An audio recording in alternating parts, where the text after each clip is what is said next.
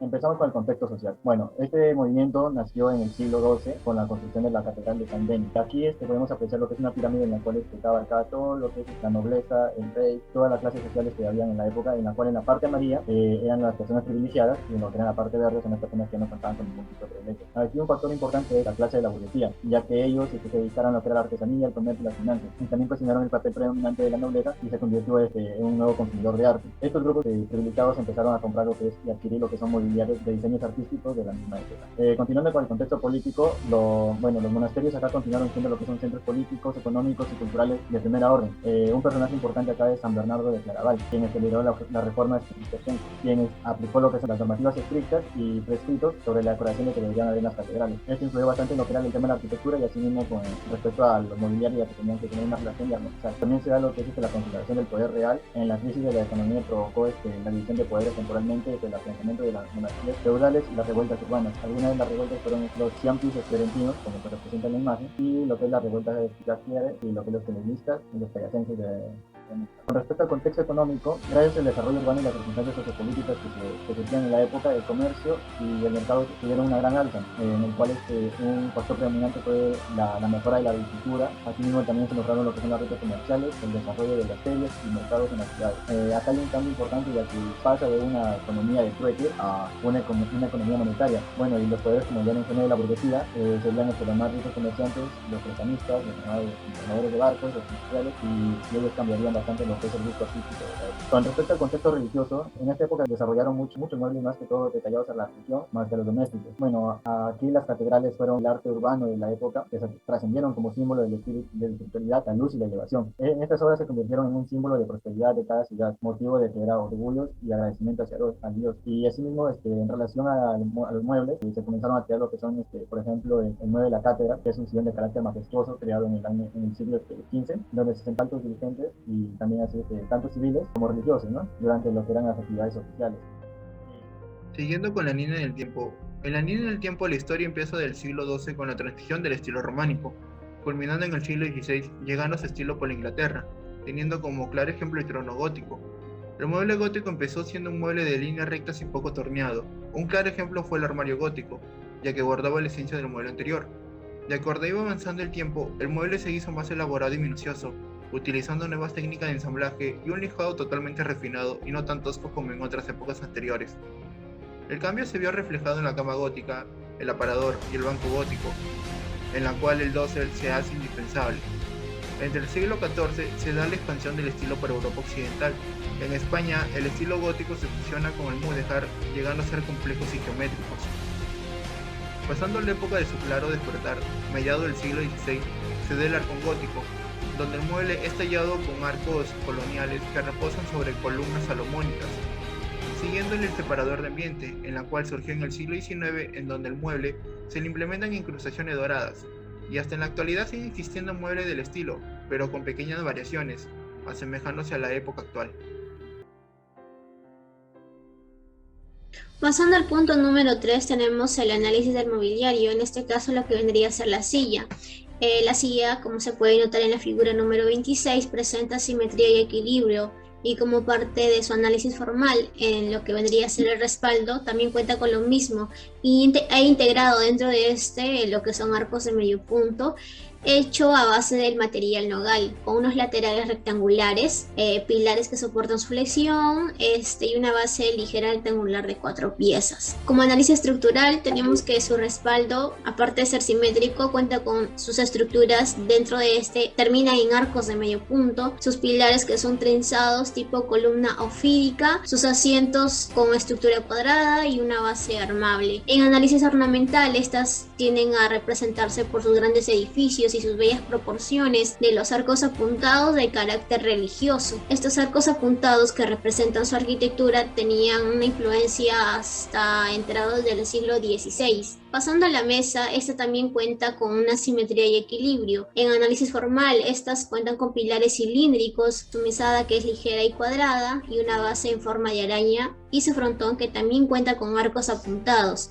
En análisis estructural tenemos que la mesada tiene una estructura cuadrada con efectos de paños plegados en sus laterales, los pilares que vendrían a ser fuste tipo dórico, una base estructurada en forma de araña, con tallados en sus bordes y con una terminación de soportes cuadrados a cada uno de sus lados. En análisis ornamental, estas siempre se adaptan a la estructura que representaban sus edificios, ¿no? Muy aparte de eso, también lo que era lo representativo, la talla floral. En este caso, lo que es el ejemplo de la rosa Tudor, que se representaba en sus pilares.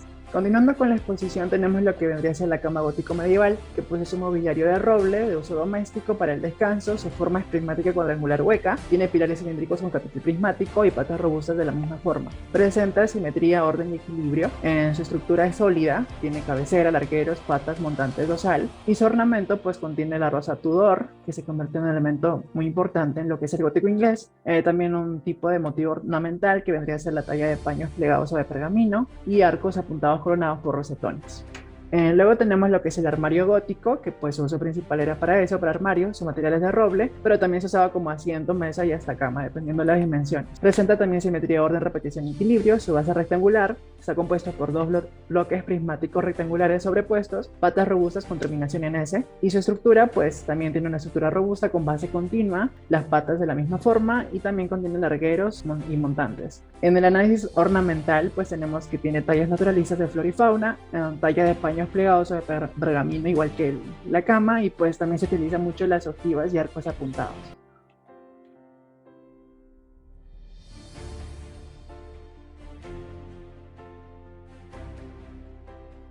A continuación veremos la lámina de detalle. En este caso se escogió la silla gótica. Como se puede ver a la mano izquierda tenemos una perspectiva explotada de dicha silla, donde comprende desde la parte superior, que son las arcadas ojivales con rosetones y ornamentación gótica. Seguido de eso tenemos el marco de dosel con el 12. Además tenemos los largueros, por observar, las montantes o pilares, y en la parte de abajo están los largueros que sostienen esto. Seguido tenemos la isometría, donde se puede observar las medidas de dicha silla, que tiene 1,60 m. En el detalle de uniones hemos considerado 3. La unión de arcada con marco de dosel están unidas a través de clavijas de roble, y ambos utilizan la espiga rectangular fija de 1 pulgada. Tenemos el detalle 2 de unión de marco de dosel con largueros. En el detalle 3, las uniones de los montantes están aseguradas con clavijas de roble. En esta se puede observar la unión de montantes o pilares con largueros. En la parte lateral derecha tenemos la planta, la elevación frontal y la elevación lateral, cada una con sus medidas correspondientes. Analizando la cama gótica, encontramos en su perspectiva explotada como primeros elementos las patas de la cama, largueros y el soporte de cama. Luego los paneles ornamentales que van en la cabecera, más los pilares. Continuando, podemos encontrar las arcadas ojivales que tienen una ornamentación de estilo gótica, luego el marco dosel y finalmente el dosel como tal. Hemos analizado 3 detalles de este mobiliario. El primero nos indica la unión de arcada con el marco dosel, donde observamos que esto se da a través del empalme con clavija de roble. Podemos ver que en la parte superior de esta arcada hay una espiga rectangular fija de 1 pulgada. El detalle 2 nos indica la unión del soporte con el marco de cama. Esto se da a través de clavijas de roble de media pulgada. Y el detalle número 3 nos habla acerca de la unión del larguero con la montante piecera. Este larguero con la montante piecera. Y esto se da a través de 2 orificios que se generan en el larguero para poder unir estas 2 piezas a través de clavijas de roble de media pulgada. También encontramos una isometría de este mobiliario más el plano en planta con sus dimensiones, ¿no? De 2.39 metros por 2.19, una elevación frontal y una elevación lateral, donde nos indica que la altura de este mobiliario es de 2.85. Bueno, ahora pasaremos a hablar sobre los detalles de los mobiliarios. En este caso tenemos a la mesa gótico medieval, que bueno, como primera instancia podemos ver que esta mesa es de forma cuadrada, posee unos pilares cilíndricos que soportan el peso de ya que se va a colocar encima, y bueno, y la base es de forma araña, ¿ok? En la parte de la perspectiva explotada hemos colocado en la parte superior el tablón tallado de madera. Hemos colocado también estas montantes o pilares que en donde se ha hecho unas secciones para apreciar un poco mejor este detalle de las uniones y los paneles ornamentales, ¿no? Muy característicos de la misma arquitectura gótica. En las patas se pueden apreciar también tablones gruesos y bueno, para los detalles de las uniones podemos ver que es con estas espigas de forma redonda que está fija, ¿no? De 2 pulgadas. En este caso esta espiga es torneada, en vez de una clavija se coloca y se une de esta manera con la parte superior del tablón. Y en el tercer detalle también podemos apreciar el empalme de espiga cuadrada que evidentemente se efectúa a una caja.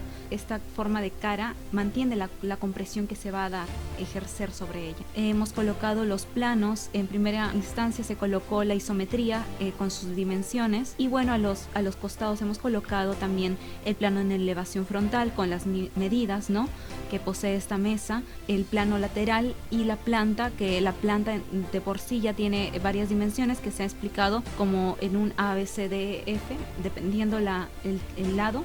Se ha colocado las dimensiones y podemos ya ir ahondando más en el tema del mobiliario, ¿no? En base a sus medidas, en base a sus características, sus uniones y de por sí la misma belleza arquitectónica que ya se refleja en el mismo mobiliario.